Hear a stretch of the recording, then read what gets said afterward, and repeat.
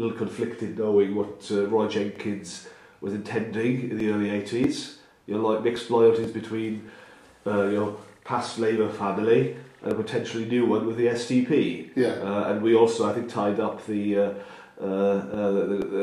feeling of devastation after the 1979 referendum. Yeah. So I think we're looking forward now towards the new party. And it was now around March 1981.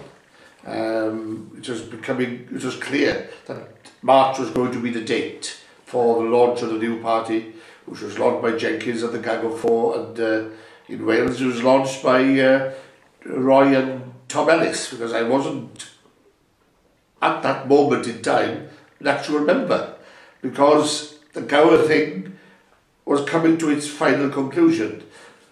In the Gower selection conference I mentioned the word social democracy. Well, that was a clear hint, wasn't it? And that's that. Shirley Williams came to speak at Swansea University around the same time, and I spoke with Shirley and said about the dual situation I was confronted with at the time, and she gave me a bit of advice, and I pursued that. And eventually, after, say, 6-8 weeks, April, May time, I then joined formally and started being involved with a steering committee. They had set up a steering committee, and there was a gentleman who was a lawyer in Cardiff, Tony Jeremy, who effectively organised things for a while, and he did a very, very good job. And Tony, you know, I knew his heart was in the right place, particularly on the importance of having a Welsh base to the party.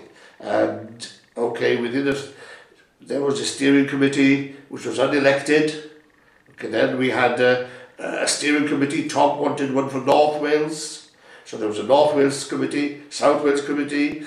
Then we decided, well, we better do some democratic base to all this. So they asked myself and a man from Wrexham, a legal person again, Eric Owen, to devise a constitution. And that was devised, and it was agreed. So then there came a base where we would elect people to a proper SDP committee for Wales. Now we had to send all that, the constitution, the fact that there was going to be a committee for Wales, to London, to Cowley Street. They weren't too happy about it, because they had this vision of a central party. You know, they all came from the Labour Party, didn't they? You know, the same sort of principle.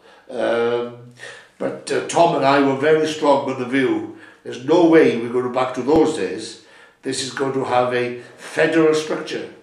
And luckily, the Scots felt the same, and even parts of England felt the same. And the Lib Dems, when it eventually became the Lib Dems, has a federal structure. The SDP had a federal structure. We could design our own policies, have our own conferences, and we had a couple of consultative conferences, you know, to cut a short story, because it was a hectic time. We had a couple of consultative conferences where Roy Jenkins and Owen and Shirley and those came to. But about just before 1983 general election, we decided, right, we're going to have votes. This conference is no longer going to be consultative, it's going to be a policy-making conference. Now, we met great opposition there, because I remember telling David Owen that we were having this conference and we'll be voting. And he looked at me and he said, voting? Yes, we're going to have votes, because there's no point with having a consultation conference.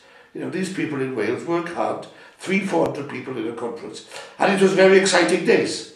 You know, the growth in the party was phenomenal. You know, we've only got to look at the opinion polls at the time.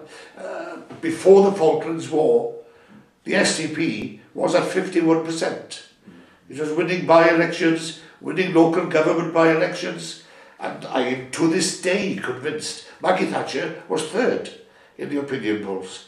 And no, I'm a great conspiracy theorist, man, on all sorts of things. The British establishment has done that throughout the centuries, going back centuries and centuries.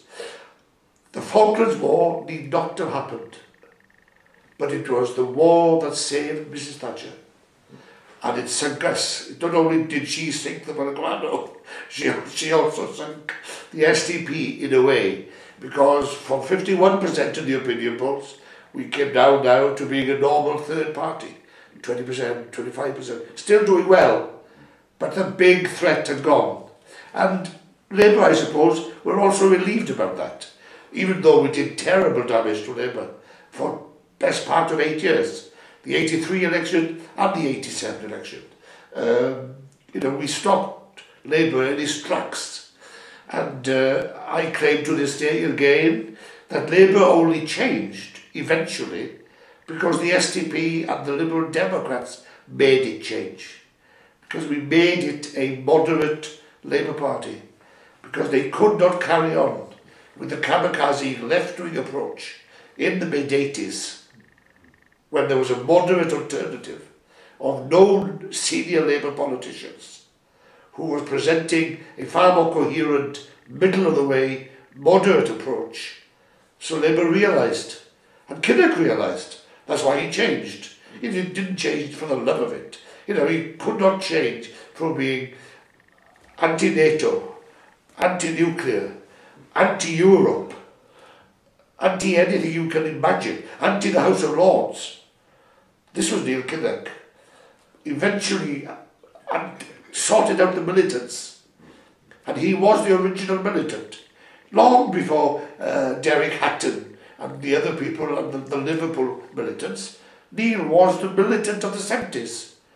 And he had his own gang of people in Wales who were with him. One or two of them ended up in the Welsh Assembly eventually and became ministers and behaved in a totally different way then. And he eventually learned and he changed gradually. So, where did he end up? In Europe, commissioner. Not only himself, also his children ended up with senior jobs there. Who else ended up there? His wife ended up there. Where are both of them now? In the House of Lords? It's farcical. It is farcical that people give credit to this guy for anything of the worst order I've ever come across. But he had a great gift of oratory, and I suppose he did fight the left in the Labour Party. I'm going to give him credit for that. But he didn't do it. They had to do it. The SDP forced them to do it. Otherwise, they would have been annihilated. Because our original role, I used to say it in speeches, our job was to replace Labour, defeat the Tories, and be in government. That was my slogan all the time. Replace Labour, defeat the Tories, and be in government. And Labour knew, and hence, of course, the story went on later, did it? John Smith, Blair, and eventually by the 90s, there was an SDP Mark II. Blair, John Smith, and there were some in Wales who didn't join the SDP in the 80s, who should have. That's where their heart was. Cledwyn Hughes was SDP. Cledwyn was a close friend of Roy Jenkins. He was one of the Jenkinsites. When we were planning XYZ back in the 70s, he was there. He was one of them. But careful, a very careful man, very judicious man. And, let's hold all the balls in the air. That was Cledwyn. Great respect for Cledwyn, but he wasn't a decisive enough man. Because if he had come over, for instance, in Wales, that would have made an enormous difference. And I could think of other MPs, but the most important one was him. And Dyfed Hudson-Davies came over, the MP for Caerphilly, Geoffrey Thomas, Abertillery joined the SDP. So there were three of them, Tom, Geoffrey and then Dyfed. But to go back now, we're still about 82, 83. Now there was the Liberals. And there was an election pending. And we had to share the seats.